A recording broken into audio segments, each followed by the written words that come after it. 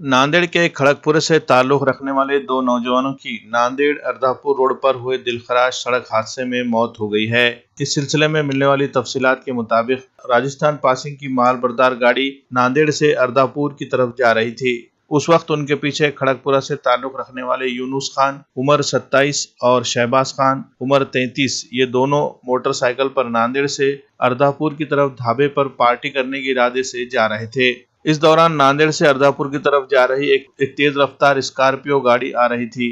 गाड़ी की रफ्तार बहुत ज्यादा होने की वजह से इन्हें सीमेंट का रोड खत्म होने का अंदाजा ही नहीं हुआ और इस गाड़ी ने मोटरसाइकिल पर जा रहे इन दोनों को पीछे से आते हुए बुरी तरह से धड़क दे दी, जिसकी वजह से पेश आए हादसे में इन दोनों की जाए हादसे पर ही मौत हो गई। हादसे के फौरी बाद वहां लोग जमा हो गए और उन्होंने महामार्ग पुलिस को इसकी खबर दी। अर्धापुर से महामार्ग पुलिस की एक टीम वहां पहुंची और उन्होंने दोनों महलूकिन की नाशों को पोस्टमार्टम के लिए अर्धापुर के सरकारी अस्पताल मुंतकिल किया।